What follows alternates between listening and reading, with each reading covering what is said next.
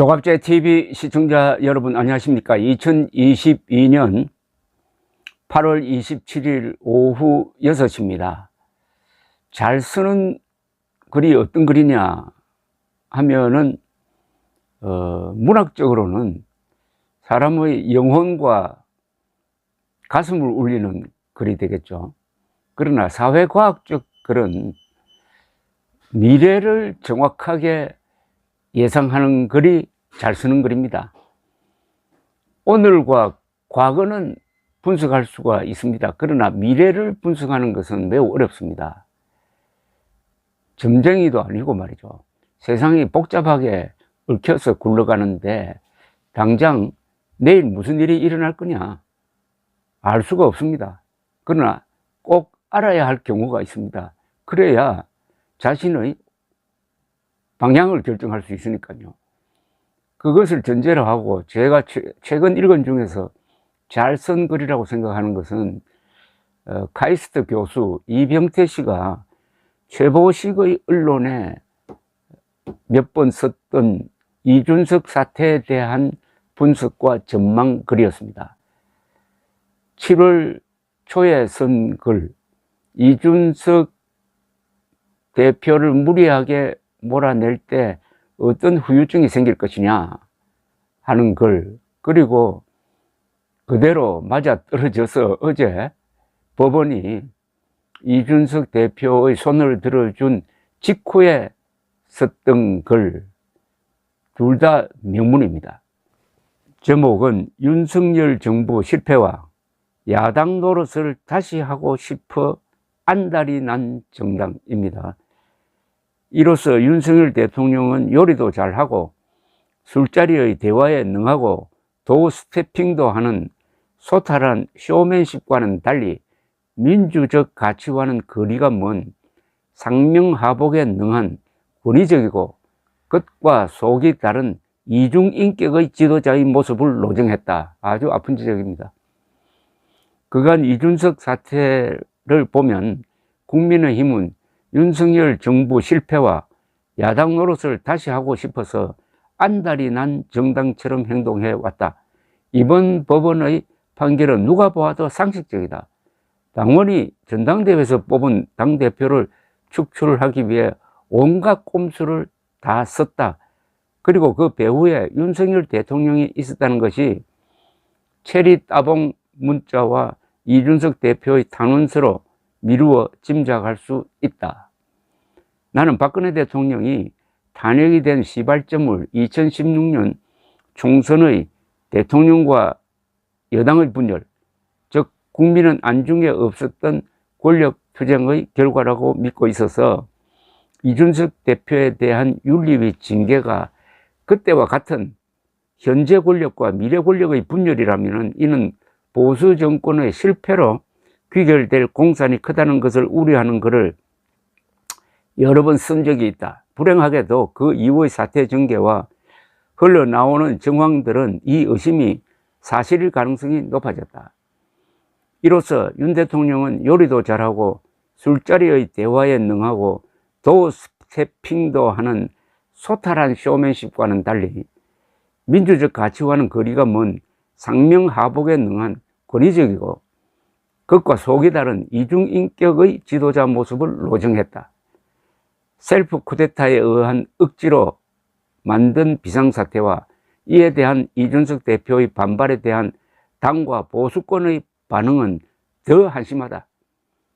국민의 민생을 챙기기도 전에 국정의 청사진의 제시도 있기 전에 내각이 완성되기도 전에 벌어진 국민은 안중에도 없는 이 오만한 권력투쟁에 대하여 그간 당의 원로들과 보수 농객들의 반응은 한국 보수 진영의 수준과 국힘당이 얼마나 국민과 동떨어진 부패한 집단인가를 보여주기에 조금의 부족함도 없었다. 요컨대 이준석을 몰아내기 위해서, 이준석을 때리기 위해서 안간힘을 쓰는 과정에서 국민당의 수준과 이른바 보수 농객들의 아주 처참한 모습이 다 폭로되고 말았다는 지적입니다. 잠재적 정적을 제거하기 위한 분란을 일으킨 당사자들은 이준석 대표보다도 윤 대통령과 이의 사주를 받던 윤핵관들이다. 이준석 대표가 빌미를 제공했다고 하더라도 이 분열의 책임이 윤 대통령과 윤핵관 등에게도 공이 있다는 것이 국민들의 판단이다. 여론조사가 민심을 제대로 반영한다면 윤 대통령 측의 책임이 훨씬 크다. 그런데 이후 당의 원로들이라는 사람들은 법원의 판결이 통렬하게 비판한 권력의 셀프 쿠데타의 비민주성에 아무런 지적도 없이 이준석 대표에게 모든 비난의 화살을 퍼부어댔다. 이 과정의 문제점에 대해서 지적한 당내 인사로는 하태경 의원이 거의 유일하다. 정치적 살해를 당하는 사람이 반발하는 것을 갖고 우군에게 총을 쏘지 말라느니, 가시가 돋아서 윤 대통령이 포용할 수 없다느니 하는 일방적 비판을 쏟아내었다. 마치 윤 대통령에게 잘 보일 수 있는 기회를 놓칠세라 너나 없이 나서는 모양새다. 당신들은 당신을 정치적으로 매장하겠다는 사람들에게 참고 승복하고 선당후사하고 그렇게 살아왔는가? 그게 21세기 대한민국에서 바람직한 가치관인가? 대통령이 정당을 사당화해도 그 비민주성에 대해 한마디 반대도 없이 승복하는 정당이 21세기 대한민국을 책임질 민주정당의 모습인가? 부끄럽지 않은가? 본질적인 질문입니다. 윤석열 대통령이 비민주적으로 국민의힘을 운영하려고 할 때 거기에 이준석이 맞서고 있는데 왜 이준석 편을 들지 않고 윤석열 편을 드느냐는 지적입니다. 그 잘난 성숙한 어른인 척하는 원로들이 당의 리더십을 이루고 있었을 때 보수당은 선거 때마다 연패를 하고 국민들은 희망을 잃고 광화문에 주말마다 목 놓아 소리치고 울부짖었다.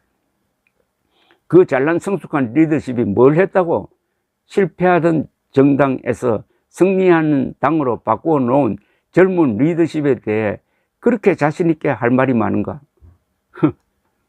당신들이 이준석 대표에게 하는 말만큼 분란의 한 축인 윤핵관과 윤 대통령에게 성숙한 리더십을 요구했다면, 권성동의 퇴진을 요구했다면 그 말에 조금이라도 일고의 가치가 있었을 것이다.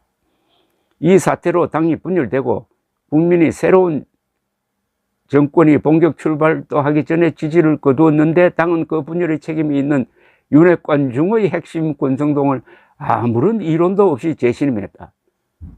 국힘당 의원들의 민주주의에 대한 인식의 정도가 얼마나 수준 이하인가, 국민은 얼마나 안중에 없는가를 잘 보여준 것이다.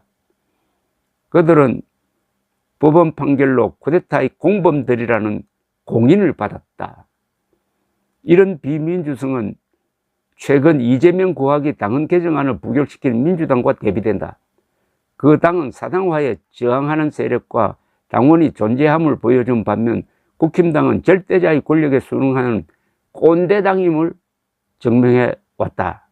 당의 이견을 배척하고 예스맨 노인들로 권력의 주변을 채웠던 박근혜 대통령의 실패에서 보수는 교훈을 얻지 못하고 있다. 이 예스맨들은 탄핵의 와중에 자신이 모시는 대통령을 위해 아무도 몸을 던지지도 않았고 침묵으로 일관했다.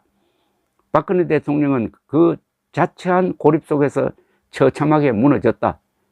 그간 SNS에 올라온 이준석 때리기에 동참한 보수 농객들의 관점도 우리 보수의 수준을 적나라하게 보여줬다.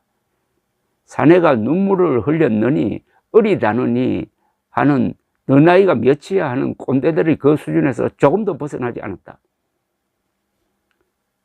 정당 민주주의 훼손이나 중도와 청년들이 외면하게 되는 정치 지형의 격변에 대해서는 아무런 걱정도 없었다. 그저 비판의 기준이 수신제가 치국 평천하식의 조선의 승리학적 가치관의 연속선상이라는 것은 국힘당의 자칭 원로들과 하나도 다르지 않았다. 정치인의 도덕성이 얼마나 중요한지 모르지만 정치는 결과로 말하는 것이다. 여자도 술도 안 하고 예술에 심취한 히틀러와 줄담배와 위스키 중독자 처칠 중에 우리나라 보수는 히틀러가 더 성숙하고 바람직한 지도자라고 생각하는 모습이다. 국힘당은 이제 간신히 정권교체를 가능하게 해준 중도와 청년, 합리적 좌파와 결별했다. 이준석의 국힘당은 아젠다가 있었고 전술과 전략이 있었다. 이제 국힘당의 아젠다도 그 아젠다를 국민에게 설득할 수 있는 메가폰들도 더 치워지고 유신시대의 유정의 국회의원들처럼 대통령에 대들지 말라는 시대착오적인 정당으로 회귀했다. 1년의 과정은 국힘당이 야당하고 싶어서 안달이 난 집단이고 윤 대통령은 자신이 왜 대통령이 되었는지를 모르는 사람이라는 것이다. 법원이 셀프 쿠데타임을 인정했다. 탄핵과 쿠데타 세력들의 희망을 접고 문재인 투 정권을 막으려면 저 한심한 부패한 비민주 권력 집단 어찌해야 하는가? 통렬한 비판입니다.